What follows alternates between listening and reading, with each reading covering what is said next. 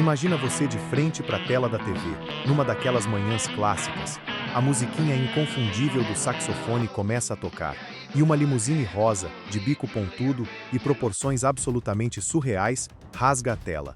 Para muita gente, aquilo era só mais um efeito visual brilhante. Um brinquedo mágico inventado por Hollywood. Uma miniatura bem feita que a magia das câmeras fazia parecer real. Mas a realidade brutal e crua do asfalto, é que debaixo daquela pele cor-de-rosa de fibra de vidro, pulsava o coração de um verdadeiro monstro. Um monstro bebedor de gasolina, mastigador de asfalto, nascido na época mais insana e criativa da história automotiva. A gente está falando de um motor V8, de 7 litros de capacidade, capaz de fazer o chão da Califórnia tremer e acordar o quarteirão inteiro. E o detalhe mais louco de todos, quem dirigia essa aberração precisava ter muita coragem, ou talvez um parafuso a menos.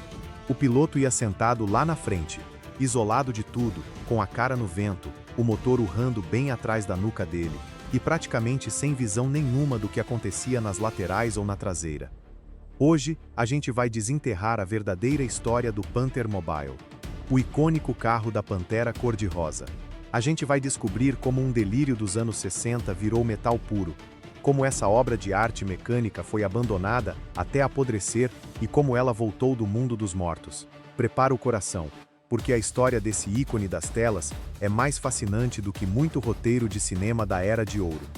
Mas antes da gente abrir o capô dessa lenda e ver os pistões gigantes batendo, me diz aí nos comentários, qual carro da TV ou do cinema clássico mais marcou a sua vida? Deixa aí embaixo. E já se inscreve no canal. É de graça e ajuda a gente demais a continuar trazendo essas histórias automotivas pesadas para você. Estamos de volta a 1969.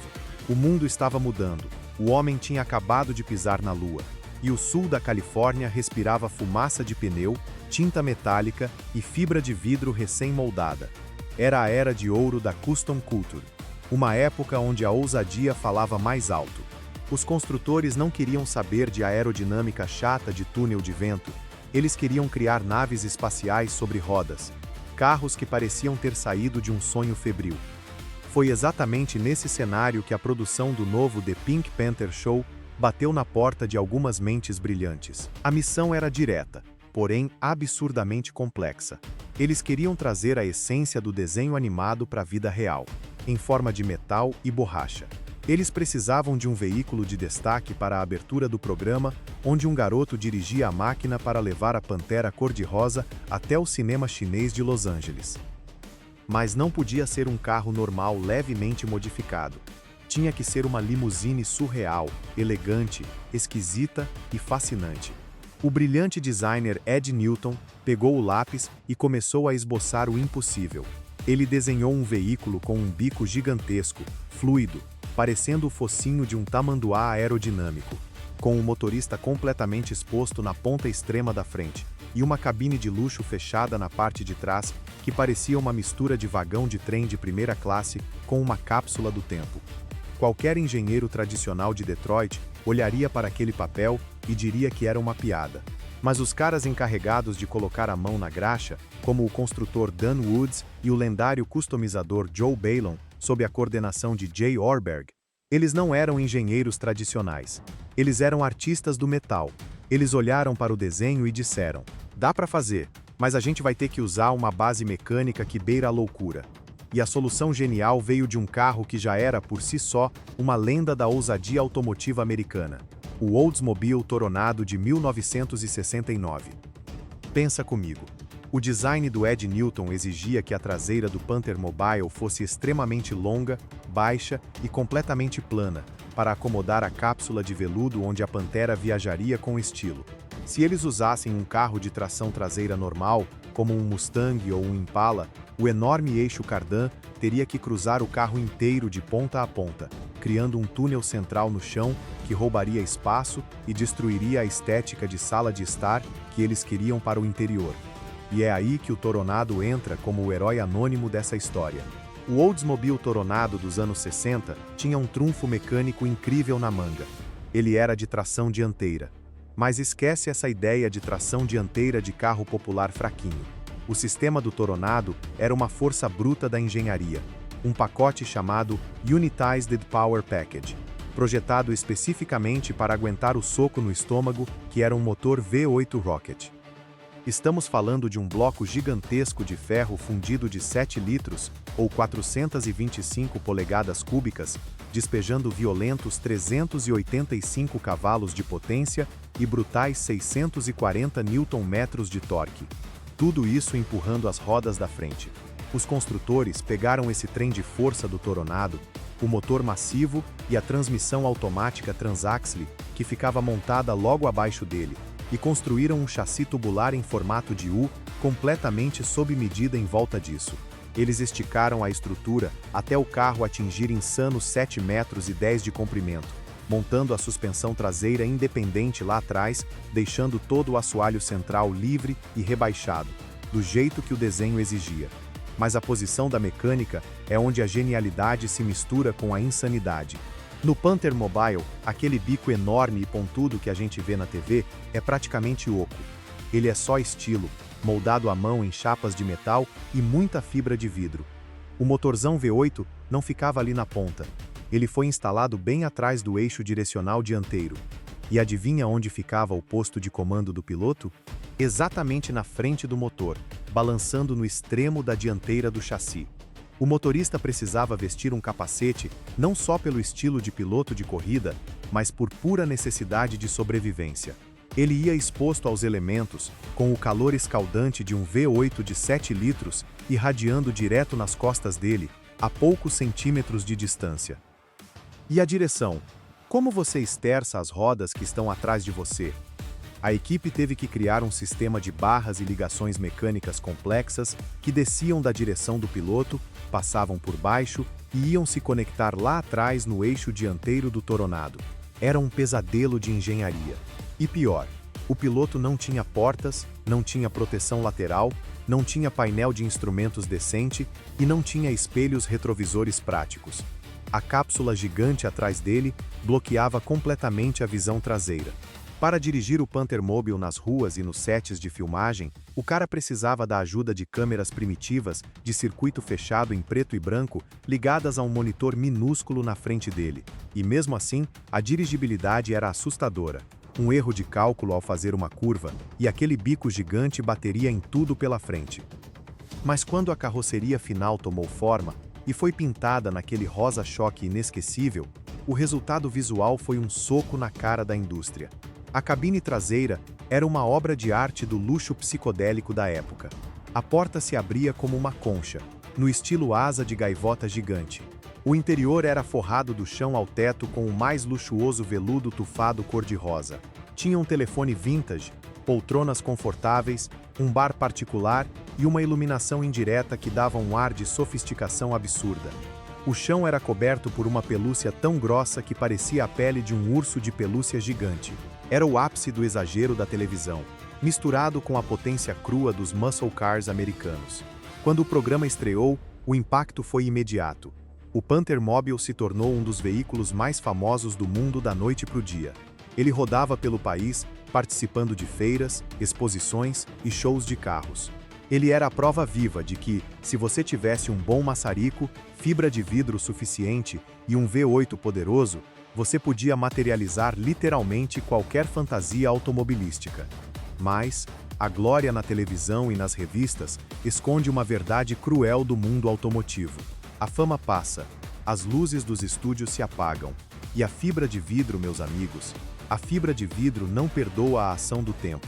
O que era o carro mais brilhante do mundo estava prestes a entrar em uma espiral de abandono e escuridão que cortaria o coração de qualquer entusiasta. A máquina que antes desfilava como a realeza de Hollywood seria esquecida, jogada em um canto, deixada para apodrecer sob o peso do próprio legado. O brilho das luzes de estúdio um dia se apaga. E com o Panther Mobile não foi diferente. Quando a cortina finalmente se fechou para o The Pink Panther Show lá no final dos anos 70, aquela loucura sobre rodas deixou de ser uma estrela de televisão e virou um problema gigante.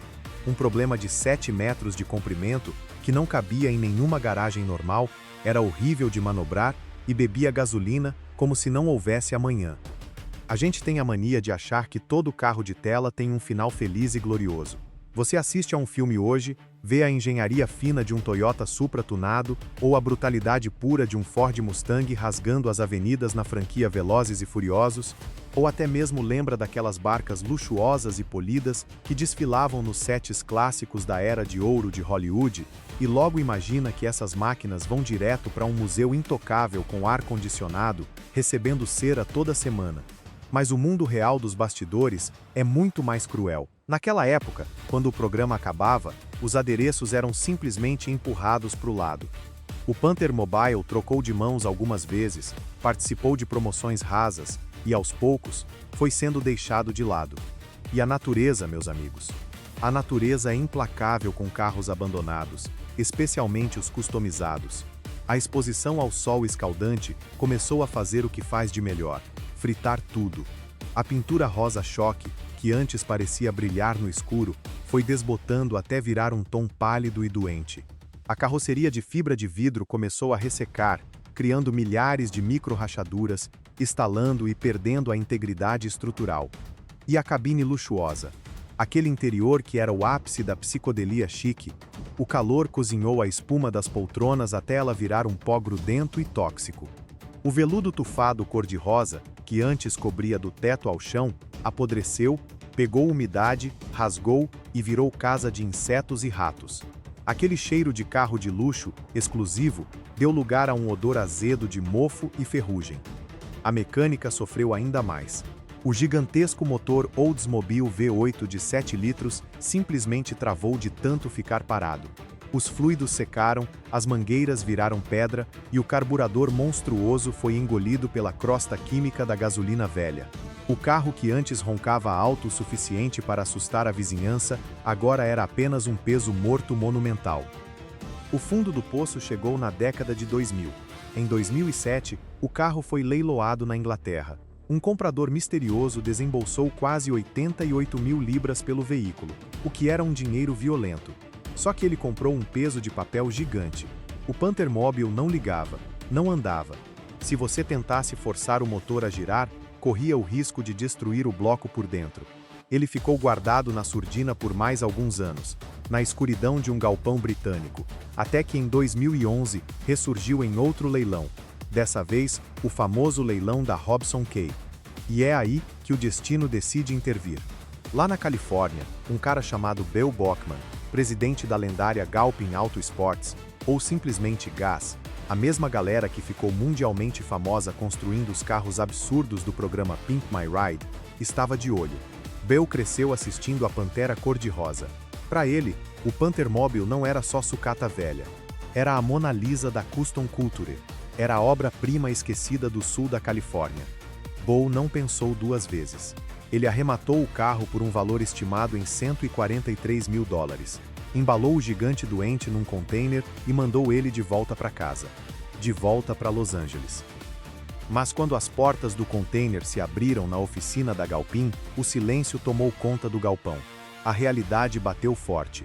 O mestre restaurador Dave Schutten, que lidera a divisão Galpin Speed Shop, olhou para o carro e soube imediatamente que eles estavam diante do maior pesadelo mecânico de suas vidas. Restaurar um Chevrolet Impala ou um Ford Bronco velho é fácil. Você entra na internet e compra qualquer peça de reposição em 5 minutos. Mas como você restaura um carro que foi desenhado do zero, que não tem manual de serviço, onde cada pedaço de metal foi soldado de forma improvisada nos anos 60? O primeiro passo foi a desmontagem. E aqui a cirurgia fica assustadora. Para tirar o motor travado de dentro do chassi, eles não podiam simplesmente puxar por cima com uma girafa hidráulica como se faz num carro comum, porque o bico gigantesco de fibra de vidro cobria e envolvia a mecânica. Eles tiveram que separar o corpo da alma, literalmente desparafusar e descolar a imensa carroceria de fibra do chassi tubular. Foi um trabalho de extremo cuidado, porque a fibra estava tão frágil que se flexionasse 1 centímetro a mais no lugar errado, a casca inteira do carro trincaria ao meio. Com a carroceria suspensa e o chassi à mostra, a equipe focou no coração do monstro, o conjunto Unitized Power Package do Toronado. Dave Schutten desmontou o motor V8 de 425 polegadas cúbicas até o último parafuso. O bloco de ferro fundido foi para a retífica. Os cilindros foram escovados e polidos, os pistões foram trocados, o virabrequim foi balanceado do zero. O carburador Rochester Quadrajet precisou de um banho químico agressivo de dias para derreter a gosma sólida que travava as borboletas. Mas o grande desafio para os gearheads da equipe foi a transmissão TH425. Diferente de um câmbio automático normal, essa transmissão de tração dianteira usava uma corrente de aço gigantesca, de 2 polegadas de largura, parecida com uma corrente de tanque de guerra, para transferir a brutalidade do torque do conversor direto para o conjunto de engrenagens planetárias que ficava debaixo do motor. Todo esse sistema foi refeito com especificações rigorosas, rolamento por rolamento, para garantir que o carro não apenas fizesse barulho, mas pudesse voltar a rasgar o asfalto sem estourar. Enquanto a mecânica voltava a pulsar sangue novo nas veias de aço, outra equipe entrava em guerra contra o tempo na carroceria. Tirar a tinta velha de uma superfície de fibra de vidro fina e quebradiça não pode ser feito com removedor pastoso agressivo ou jateamento de areia bruto, senão você derrete e esburaca o carro. Cada centímetro quadrado daqueles mais de 7 metros foi lixado à mão. Horas e horas de trabalho braçal intenso, respirando poeira tóxica, para encontrar a base sólida. Eles taparam dezenas de rachaduras com resina fresca, reconstruíram as quinas do gigantesco bico aerodinâmico e prepararam a superfície com um primer nivelador especial. E a pintura? A Galpin não comprou uma tinta rosa de catálogo. Eles escavaram fundo nos locais mais escondidos do carro, como debaixo das maçanetas internas ou áreas seladas, onde o sol nunca bateu, para encontrar o exato, o puríssimo tom de Pink Panther Pink original de 1969. Eles recriaram a fórmula quimicamente. Foram camadas e mais camadas de base, cor e um verniz espesso, denso, lixado e polido até o carro parecer que estava mergulhado num espelho líquido de chiclete. Enquanto a casca brilhava na cabine de pintura, os tapeceiros encaravam o caos radioativo que era o interior. Achar o mesmo material dos anos 60 hoje em dia é como procurar agulha no palheiro. Eles tiveram que buscar fornecedores obscuros, especializados em tecidos de época, para recriar o carpete shag de pelo alto e o veludo crushed, brilhante na exata cor rosa avermelhada. As poltronas foram reconstruídas com espuma de alta densidade moderna, as portas estilo asa de gaivota receberam amortecedores novos e até o painel minúsculo do motorista foi refeito. Lembra daquele sistema perigoso onde o piloto guiava cego usando uma câmera e um monitor? Nos anos 60, era uma televisão rudimentar de tubo catódico pesado que mal dava para enxergar. A equipe da Galpin manteve o visual vintage por fora, mas escondeu tecnologia moderna e câmeras de alta resolução por dentro, para que quem fosse louco o suficiente para sentar no nariz desse míssil pudesse, pelo menos, ver se um caminhão estivesse vindo na direção contrária. A tensão na oficina estava no limite. Meses de noites sem dormir, litros de café, cortes nas mãos, peças usinadas no desespero de última hora.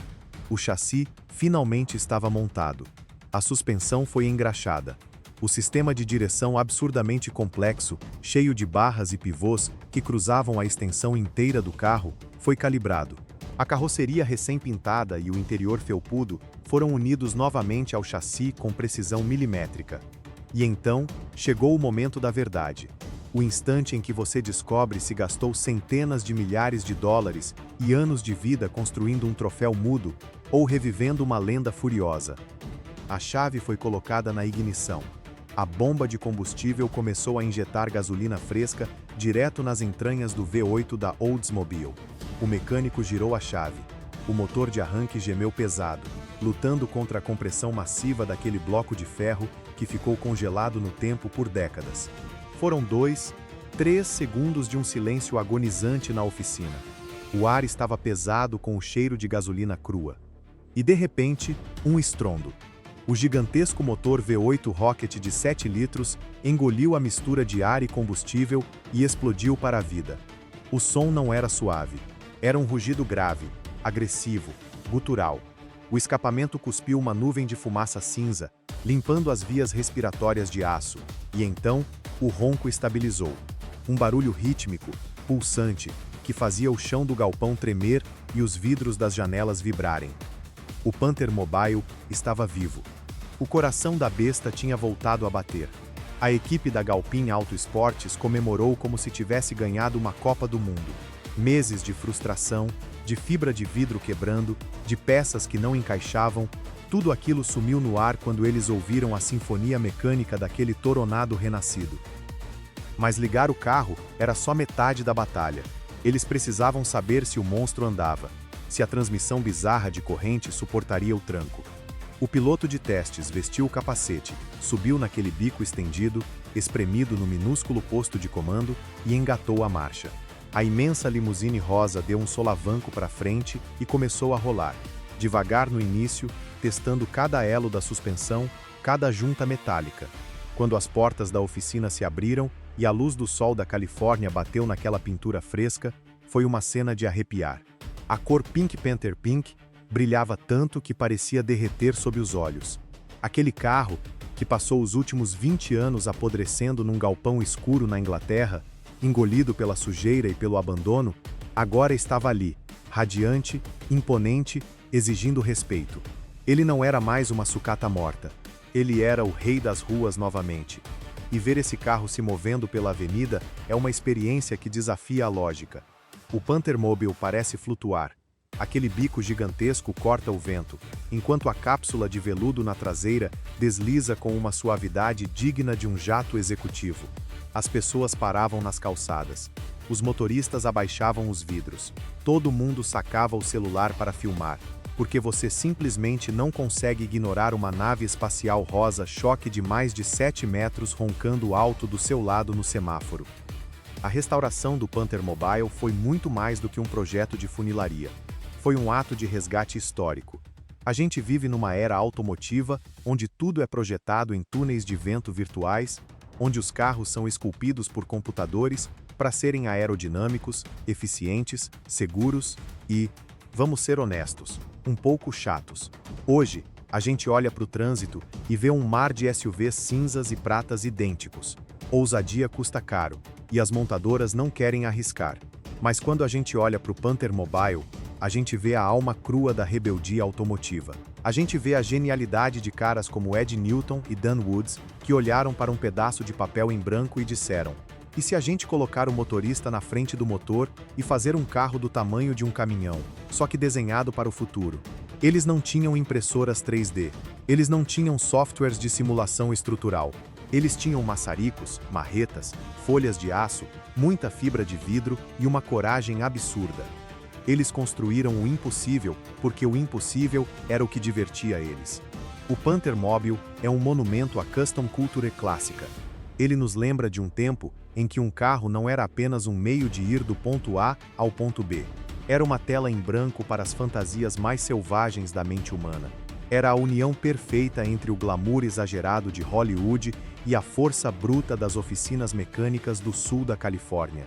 A Galpin Auto Esportes pegou essa relíquia prestes a virar pó e a imortalizou. Hoje, o Panther Mobile descansa em exposições de alto padrão, imaculado, pronto para contar a sua história para as novas gerações. Ele é a prova de que o verdadeiro valor de um carro não está no seu 0 a 100, não está no consumo de combustível, mas na emoção que ele provoca. Na capacidade de fazer você sorrir feito criança quando vê essa máquina impossível ganhando vida. A cultura automotiva é construída por histórias de sobrevivência como essa, máquinas que se recusam a morrer e entusiastas que se recusam a deixar a ferrugem vencer.